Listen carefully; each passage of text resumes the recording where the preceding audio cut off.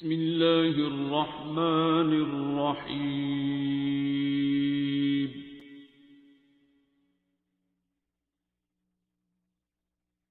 الرحمن. جیسے ہم 40 سے 50 ڈسکس کریں گے تو مجھے یہ بتائیں کہ اس میں میجر چینجز کیا آتی ہیں آدمی میں بھی اور دونوں میں. اب جو ان کے ہارمونس ہیں بیسیکلی سیکس ہارمونس جو ہیں خواتین میں ایسٹروجنس اور مردوں میں ٹیسٹوسٹیرونس، یہ سرٹن پیک پہ جانے کے بعد اب اسٹیڈی اسٹیٹ لیول کے بعد نیچے آپ کی ہیئرنگ، آپ کی فزیکل پرفارمنس، اسکل فل ورک، ٹھیک ہے، کئی لوگوں کو راشا شروع ہو جاتا ہے، اور آپ کا تھاٹ پروسیس، آپ کی میموری، یہ ساری چیزیں جو ہیں اب پیک پہ فردر نہیں جائیں گی، ایک اسٹیڈی اسٹیٹ لیول یا اس سے نیچے آنا. ڈیوٹی کے لوگ ہوتے ہیں، اللہ کے بندے جو ہیں وہ بھی رات جاگتے ہیں، اسٹرانگ ہوتے ہیں، ول پاور بھی، اور ان کی اپنے ساتھ اتنا اچھا رابطہ ہوتا ہے کہ وہ اپنے آپ کو کمانڈ دے کے سوتے ہیں کہ یار میں صرف گھنٹہ سونا ہے اور میں نے اٹھنا ہے،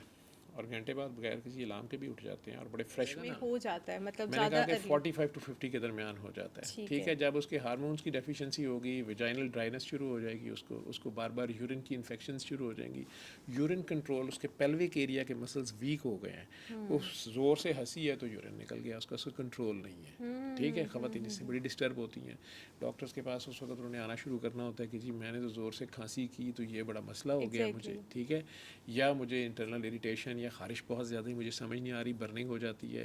یہ ساری چیزیں اسے تنگ کر رہی ہوتی ہیں. اس میں ڈاکٹرز لوکل اس کو ایسٹروجن کریمز ایڈوائز کرتی ہیں، لیڈی ڈاکٹرز یا ڈاکٹرز جس کے پاس بھی وہ آتے ہیں. اور زیادہ تر عورتیں اس ایج میں نا اپنی ڈیو ٹو اینی ڈیزیز اور واٹ ایور یوٹرس بھی ریموو کروا دیتی ہیں، تو اس کے بعد بھی آپ جو ہے وہ مطلب ہیلتھ وائز افیکٹ ہو رہے ہوتے ہو. ڈاکٹر صاحب کئی بار لالچ بھی کر جاتے ہیں، کئی بار پیشنٹ صاحب بھی جو ہیں وہ امپیشنٹ ہو جاتے ہیں اور